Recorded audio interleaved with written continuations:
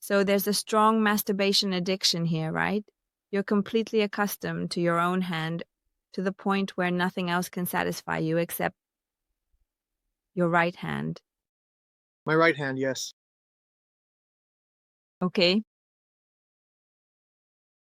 Well, they really prayed for you not to masturbate, Yes, and you somewhat maintain this.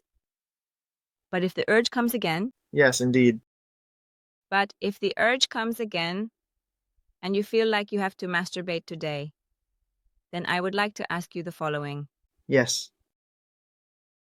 Have you ever tried using your left hand? No. Uh-huh. Give it a try. Shoulder. Why? Because you need to wean yourself off the right hand addiction. Good. And there are different levels to this. This is the simplest. Okay. Now it's going to test your patience again, just like the girls did once. But it's necessary. So sexual therapy is about giving tasks to the person. And it's not just about talking, and then it's all good. Yeah. I get it. I get it. You can't make a living from that. So changes need to be made. Good. Good. Good. Martina, if I don't really have the urge right now, maybe look for it artificially, just in case it comes up on its own. Yes, that's what I meant. Good. Good. Good. Don't force anything artificially. I'm a quiver. Sorry. Yeah, it's a bit hard for me to get used to because I almost always use the formal you with everyone, and I might end up using it with you sometimes. Okay, so is one. The other thing is that I wrote a book. It's called 35 Money Exciting Forte. It has a good title. Wow. Ha ha ha. Yes, and by the way, there are 27 tips for pampering a cougar in it. I've already received this from a few women asking why there are only 27 while men have 35. This is not real equality, like in any conceivable sense. Well, no. In any case, I wrote them for women, but interestingly, men buy them, not women, which is quite sad in a way, but whatever. The point is that you should read it, and the next time you feel the urge to masturbate, you should pick one of the techniques, or even all, 35 one after the other, of course. Not all at once, but whenever the situation arises, and you should start masturbating differently. All right, so the left hand is very simple because you can apply it right away, but there are still tricks, techniques, and tips here on what else you can do to make masturbation more varied.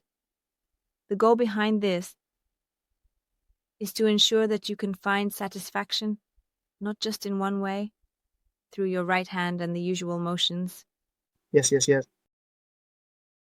Obviously, it helps a lot if you decide to stick with your right hand because you're fed up with the left hand not working out and you're losing your patience, which is actually possible.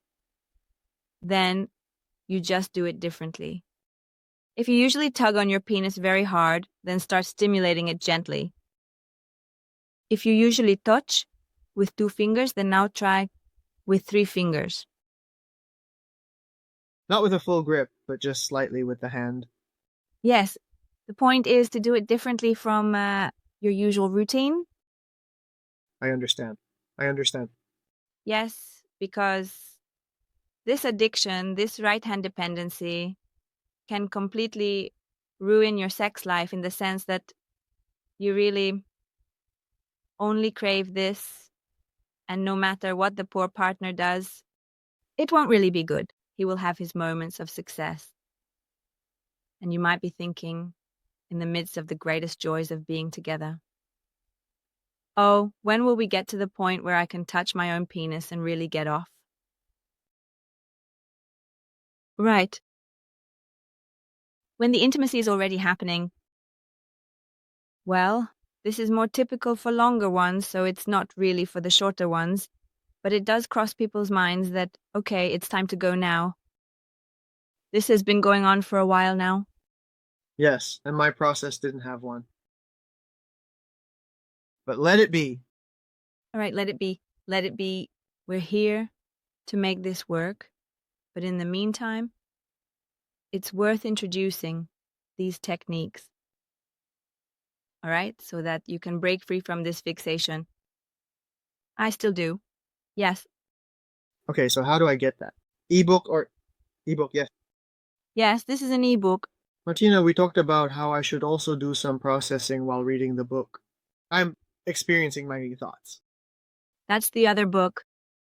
This is currently the second book now. Now we talked a little bit more about my second book, where I talked about this reading journal aspect regarding the treatment of porn addiction. Well, look, I also have a passion for arousal techniques. If you think about it, it could be there, but it's not a big scientific read. So let's see. Of course, if you have any feedback, I would be very happy to hear it next time. But we're heading in that direction now, and we're not dealing with the other book yet. Good. So now we're practically staying at the same level regarding your homework, Mom, because during our current consultation, quite a few thought-provoking ideas have come up and things that you can reevaluate once or we finish today's session. That's why I think it's unnecessary for you to start reading my book titled How to Manage Porn Addiction right now, because that would be too overwhelming. I feel the same way, to be honest.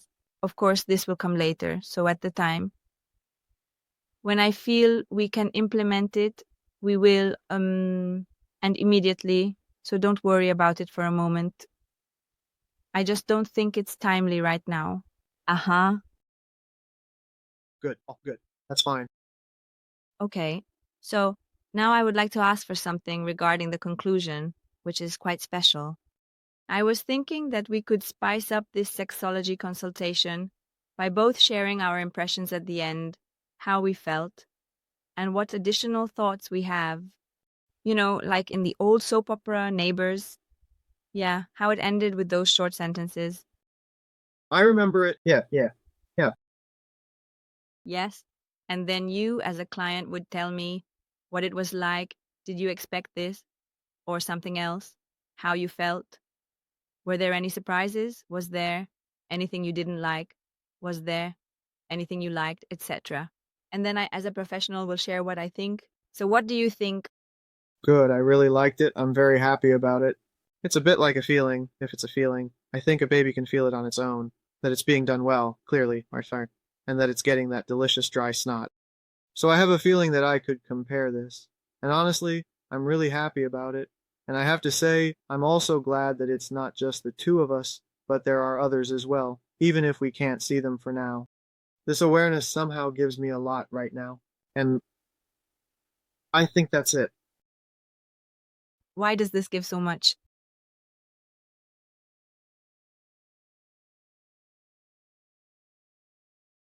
It feels good somehow. I don't know. I don't know.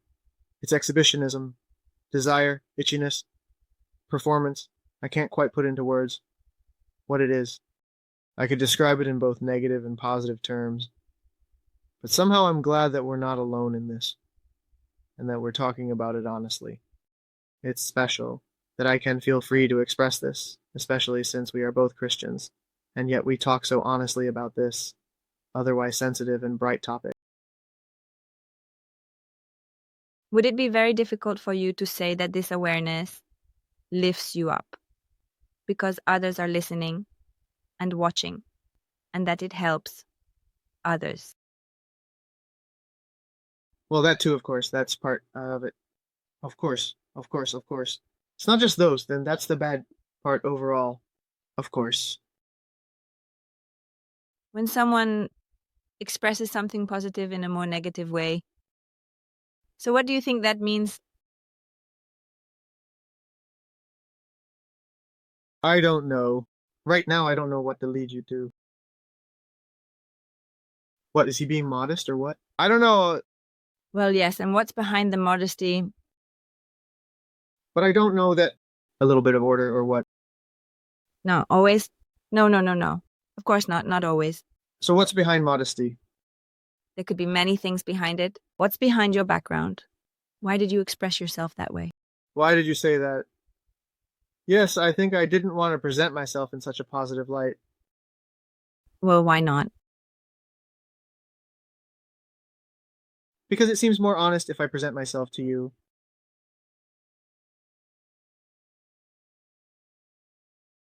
And by the way, it just seems more honest. So what's interesting is that it's somehow not honest. And that's not the truth. That's not the truth. The truth is more beautiful. The truth is more beautiful. However, people find it harder to digest the truth. Maybe that's what you were thinking, or not. And in some cases, maybe I am too. I am human too. Is it harder to accept that you want to do good for others and by doing so, you practically take on a self-sacrificial role by showing yourself in front of the plenary? Yeah, maybe it's like a hidden ear for me thinking that I'll just float away from myself. But I don't know. After all, this somehow helps people. It's an infinitely natural thing. It's so much in human nature that we would help each other and ourselves. And that doesn't mean I have to get carried away either. Can a person be proud of themselves without getting carried away? I'll tell you honestly, I think it's possible. Yes. So there is a kind of healthy pride and self-esteem. So would you see that this should be within you? All right.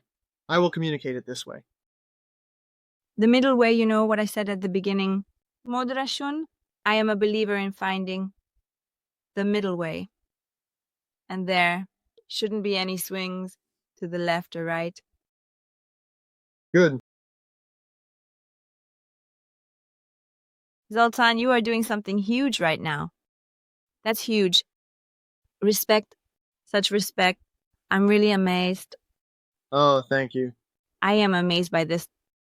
Well, it's unbelievable that someone would do this. And then you phrase it so modestly, like a desire for attention.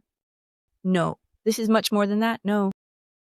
A person doesn't do something like this just for the sake of attention. A person like you, okay, a person like that doesn't exist. Because we can say that you have sensitivity, you have a heart, etc., etc. So a person like that doesn't do this.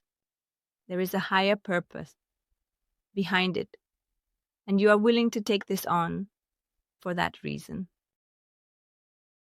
And this is a huge act of self-sacrifice on your part. Thank you for valuing it so much and for thinking so deeply about it. Thank you very much. Martina, it's your turn. I'm not the one to characterize this. Yes.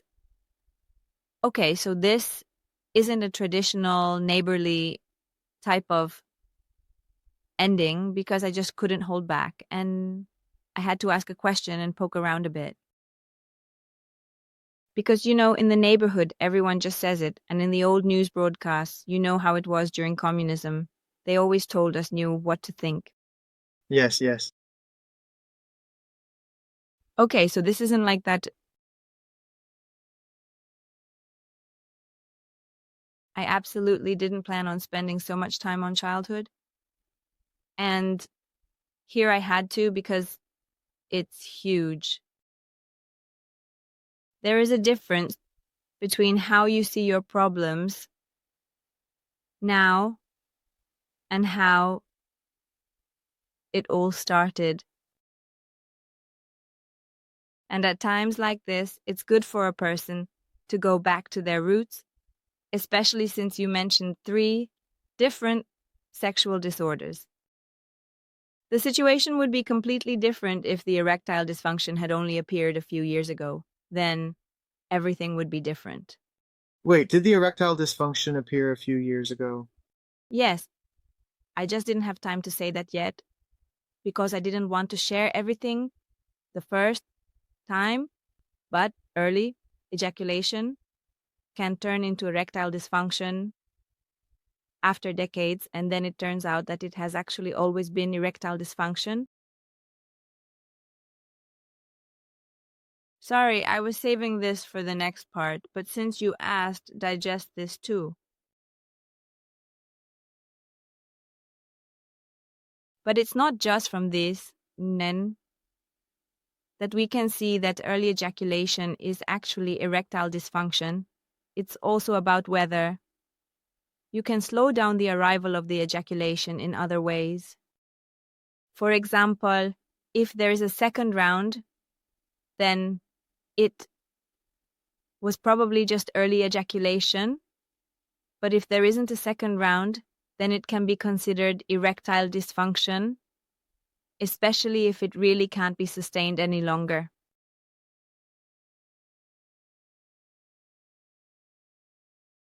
So, early ejaculation, if they neglect it, meaning they don't deal with it, they don't go to a sexologist, etc., and so on.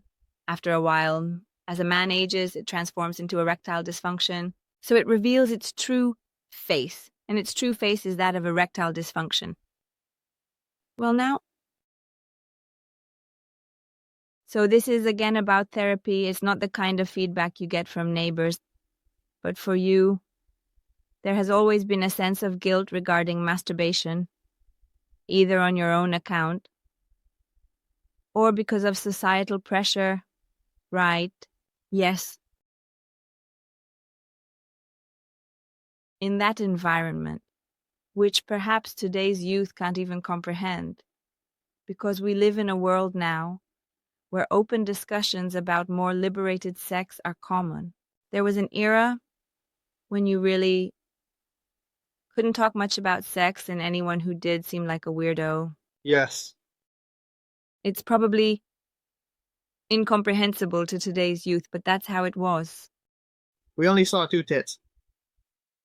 In the parable, it was such a big deal that Yosef Ratus had the tit. Yosef. But really, Yes, if you can't watch a video clip without someone shaking it in a really indecent way, let's put it this way, right? So today's world is completely different from the old one, and society really has such a strong influence on an individual's sexual life. And that's how you started. Plus, you had your own sense of guilt. And then later, of course, religion came into play, resulting in guilt. Now, you started having sex late, that's a fact. But it is important to note that the fact that you had sex earlier in your life and didn't experience premature ejaculation, which is a positive sign, is extremely encouraging for your sexual health. This shows that you are capable of holding out so that your penis can last for 15-20 minutes. You mark this time interval as the phase for the first experiments. So you said around 15-20 minutes yes. what you are capable of. Holding out during petting compared to holding out during intercourse. Well, the fact that it hasn't worked out that way until now, or we'll see how it goes next time, doesn't mean anything. But this starting point is quite encouraging. That when once the first physical experiences might happen with a girl, that turned out well. This is the good part. This is very positive. The bad part is that it really needed your own hands. But we've already discussed how you're going to do that. To address it by the next time. All right, one more thing. I managed to resolve the guilt caused by religion with a kind of trust, where I simply trust in God, who is patient and understanding. So today I have no guilt. But there was a time when there was religious guilt, and primarily I didn't know why I felt guilty. It was because of society, and then it was because of religion. But today, I don't have that anymore because I trust in God. It was important to add that. I didn't want to sweep this under the rug. Just to be clear, I only wanted to emphasize that you can't blame everything on religion, but of course, religion plays a huge role in why people's sexual lives don't work the way they should. Separate. Oh, separate. But that's a separate topic. By the way, I already wrote a thesis about this, so I'm not going to go into it too much now. Excuse me. Yes. So it doesn't matter about the sex lives of Christians. The point is that your start was made more difficult from several perspectives, right? There was also the inhibition, a bit of an inferiority complex, and some, well, let's say oppression within your own family. Let's not exaggerate because it wasn't that severe. But there was something, or at least contempt. So the neglect coming from the mother, the female role model, on a psychological level. The father and the brother are the first male role models for you. Negative feedback regarding your own masculinity. These are all men's movements. So for some reason, I became that way. For a long time, it was very questionable how much of a manly man I really was. But I struggled a long time. Well, did you know that it was because of your dad and your brother? No. I didn't get to the point where this would be what I couldn't relate to the male role models in front of me. Well, it started from here, and as you said, your mom valued them more. So at least the brother. Yes, the brother. Yes. So, yes, yes, yes, yes. He was the cool one. He was the Yanni, who. Yes. He grabbed it, he did it, he was quick, he was skilled. Hats off to his performance, absolutely. But I just couldn't find my place in that. And there was no other woman in the family, nor a man who would have said, "You're fine, just the way you are because you can show something in another area." Yes. So we found the root of it in the first session.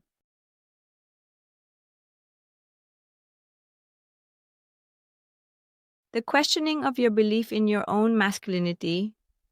So there's always something to think about until the next time, which I really like, that you've already been thinking about it. So you brought me ready-made diagnoses, which I sometimes accepted and sometimes corrected. And I like that you think about how to make your life better.